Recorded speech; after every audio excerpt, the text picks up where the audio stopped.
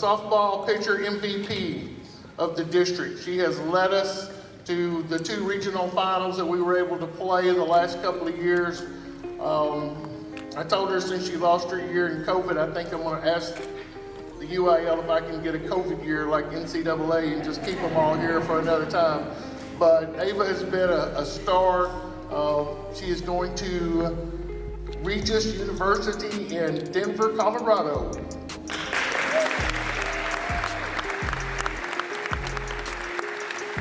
And our last one is Kara Inman.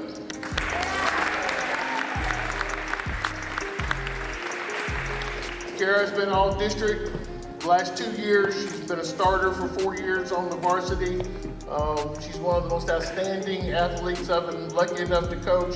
She's one of our 2-sport athletes because she has participated in track and she has ran at the state track meet. So we are very fortunate to have her on our team, and she is going to the University of Maine to be a Bear.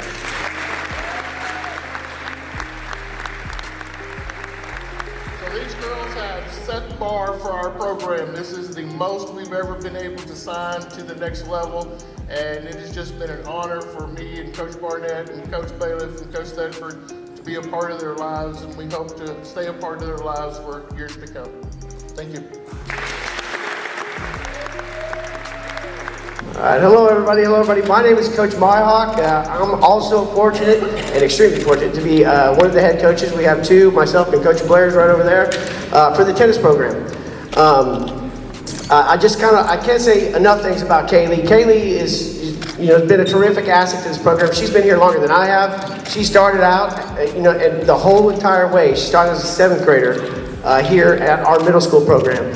And she's, played for us in all kinds of different capacities, coming up from the 7th to 8th, all the way through this point where she's about to graduate and go on to that next level achievement. She's been instrumental in both the singles and doubles and a lot of our wins throughout, our entire time and our history here in the program. Recently, she just won the Peach Bowl in singles. She also had a doubles victory with Ellie Ebeling in a recent tournament as well. So she's contributed in many different capacities and facets for us throughout her time here in Argyle. She also has a really, really great opportunity this summer. She qualified for the John Newcomb's travel team, which is a touring team that gets to travel and go throughout Europe and play at Wimbledon and play in these different specific areas all throughout Europe. And she's going to use that as a catapult or a launching platform to prepare her for that college, that next level, when she gets to go play at the next level.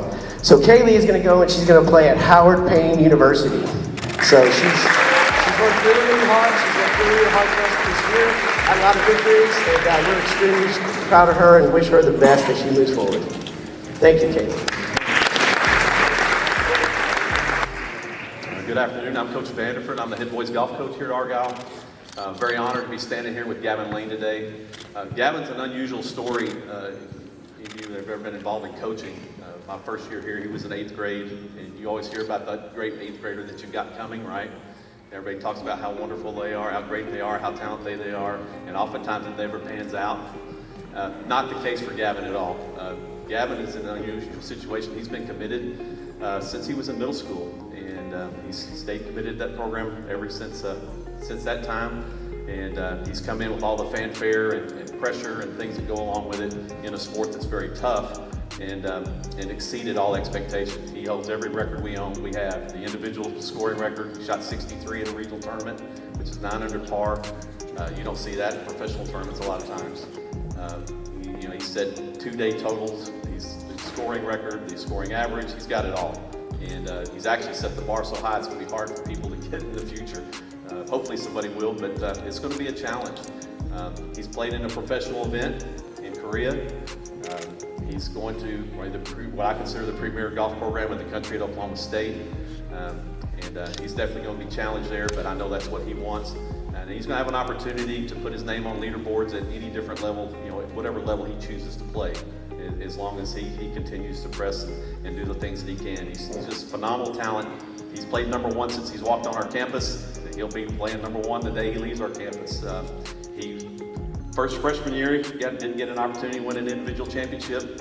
Sophomore year, he didn't have the lead, but he was chasing the guy down, and we got a thunderstorm that cost us the last 9 holes. And I think he would have won that year. He finished second individually at the state tournament. Last year, he left no doubt. He demolished the field, won a state title, and then he's got an opportunity that nobody's ever done, is to win a state championship, individual state championship in 2 different classifications in May. He's gonna have that opportunity in May, and then he gets to take his talents off to Oklahoma State. So, you know, there's not enough things you can say about his abilities, his talents. He's led our team for 4 years, and you know, we're gonna be sad to see him go. So please help me congratulate Gavin Lane. All right, so baseball this year has two signees. First, far left is Hunter Sandifer. Hunter is going to the Frank Phillips College to play catcher for them. He is our captain behind the plate. If you haven't been to any of our games, you'll see him back there. He kind of runs the baseball game for us from behind the plate. He was one of the key guys that took us to a state championship game last year, and we plan on him helping us get back again this year.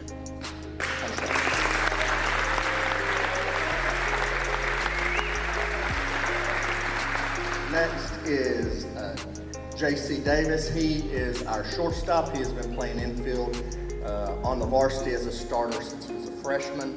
If you know anything about really good infielders with really good hands, then you need to watch him someday. He is phenomenal. He's going to Weatherford College. Weatherford has been contacting me since he was really young. He's from that area, and they wanted to make sure that they had a chance to get him to their program, which is a really good program. Get him back home and you know, having him play 2 years for them. He was kind of holding out for a while, but I think he finally made a decision this past year to go ahead and go home to play, I guess you could say. But he again he leads off for us. He's just one of the guys that pushes this program deep into the playoffs and into the state tournament every year. We have guys like him, and we have guys like him behind us that are going to continue to do that for us. So, but today is their day. I'm very proud of them. Not looking forward to losing either one of them, but very, very proud, and they deserve everything they're getting. Thank you.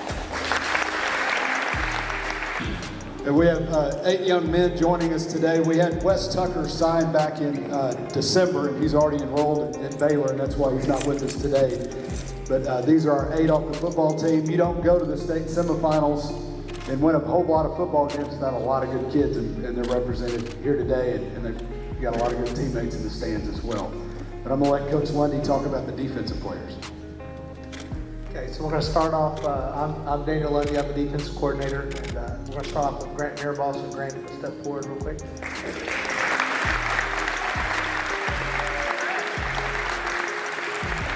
Most of the kids you see up here are going to have a very similar story in how many games they've played. The one thing that stands out, puts Grant amongst the leaders in the history of Argyle is that Grant has started 44 varsity football games. Which is a tremendous accomplishment in and of itself. He's played more games in the playoffs than some people have played regular season games in their career. So we're going to miss him quite a bit from the young sophomore that he was, winning a state championship, leading that defense to the junior and senior leader that he definitely turned out to be. And Oklahoma State is getting a great addition. I know there for a while he wasn't sure what he wanted to do, but I think he's made up his mind. He's going to go in there, and he's going to prove himself, and he's going to be on the field on Saturdays, and we really look forward to that. It's Grant Mirabal.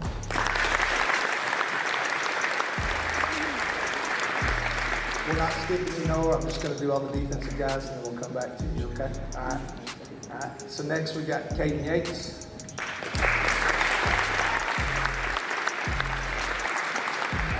Caden probably holds the record for the most miles traveled, making sure that he went to as many camps as possible so that he could get seen. Okay, he flew just about anywhere and everywhere, and when it all came down to it, we're going to go right up the road to Denver, which is awesome. Okay, I know he probably got a lot of quality time with his parents that they're very happy to have on all those trips. But here's a kid that's going to go up there and he's going to Deep snap for them for sure. He's going to be an instrumental, thank you, okay, part of their special teams. For those of you that don't know, it's a long line of players that we've had come from Argyle to go snap in North Texas. Former special teams coordinator Blake Dunham was a deep snapper for North Texas. We had another, Kale Strommuller went and snapped for North Texas as well. So he's following in some footsteps of some very good players, but to me, he's probably the better of all three. Now, if y'all text Coach Dunham and tell him I said that, I will deny it. Okay, but we look forward to seeing him on Saturdays as well. Kane Yates.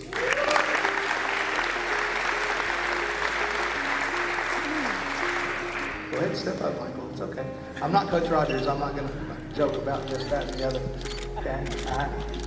Michael is a unique individual. That's all it needs to be said. By that I mean Michael is the kind of kid that shatters the norm of today's kid. Okay? He loves practice. He loves practice. He loves giving tremendous effort at practice.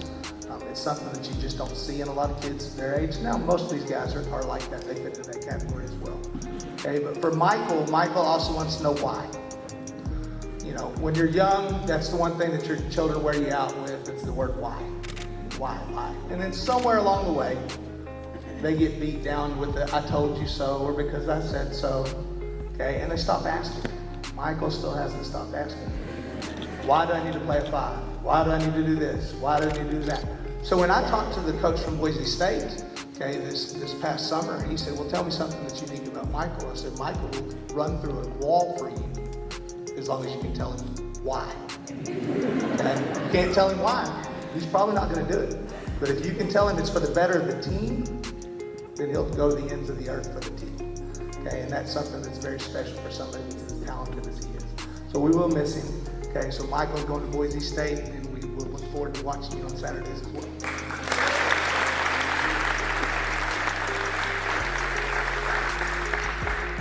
Jason played some defense. I could be talking about Jason. No, I'm just going to step up there. Okay.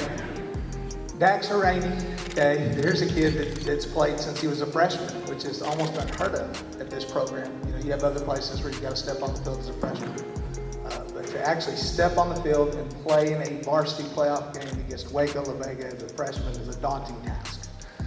Now, we asked him and Jacob, you know, to do the same thing there, and it was probably a little more than they needed, okay, at the time, but they did everything they could.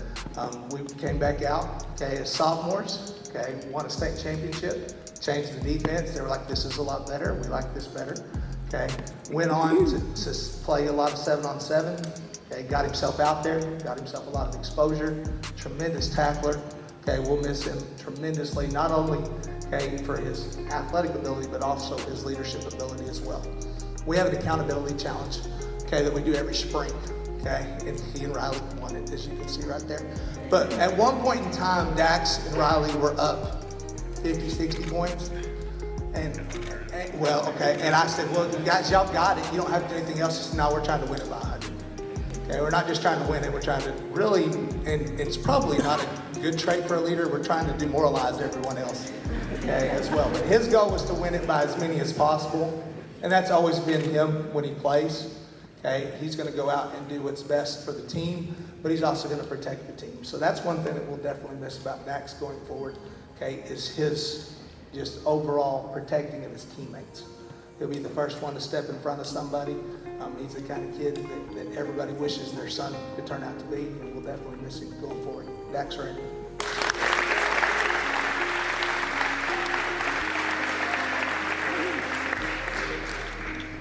Riley did play some offense, but I will talk about it. Okay, Riley Van Poppel.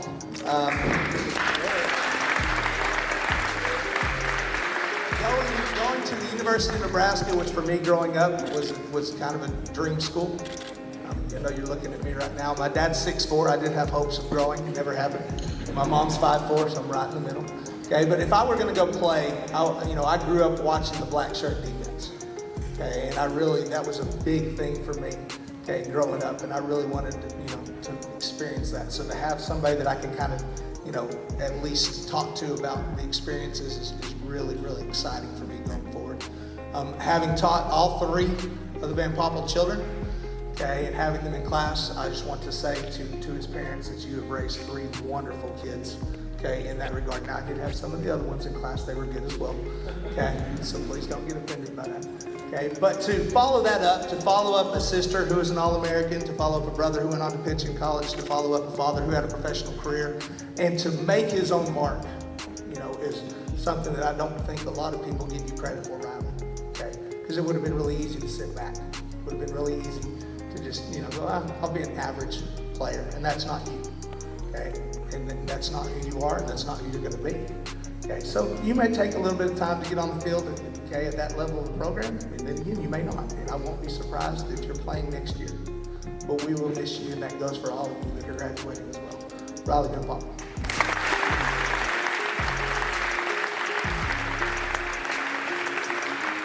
All right, so we'll talk Wayne Pritz. Please step out. Wayne played throughout Wayne's football career. He is an amazing talent. I mean, tremendous catch radius for such a tall receiver, but he's very fast, and it's deceptive to see how fast this kid is. And I remember coaching him when they were freshmen, and he would pick up fumbles or kick returns, and he would just keep running. And I was like, somebody's going to catch him at some point. He did a nice job. But Wayne, certainly speaks to his character this past fall when he injured his hip and still finished out the football season. Couldn't do the same in basketball because it was just too aggravated. He had recently had to have hip surgery, but I'll always remember the toughness and resolve he showed from this past year. Wayne is going to the Naval Academy where they're going to really rely on that toughness and resolve as he pushes forward. But Wayne Pritz, the Naval.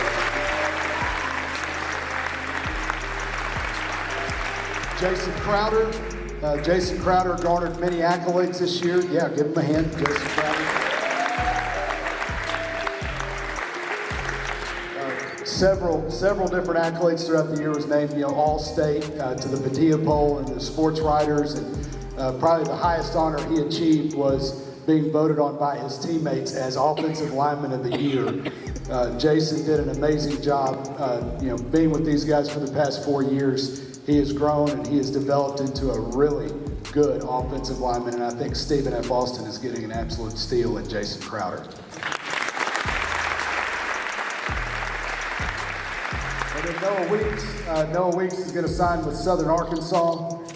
Really proud of Noah because a year ago we weren't sure where Noah was going to fit in, and he kept working and kept developing and kept growing his technique, and he was a big time help to us on the offensive line and wound up being a 15-game starter for us at left guard, and he's going to pursue his academic and athletic future at Southern Arkansas. We're very proud of Noah Weeks.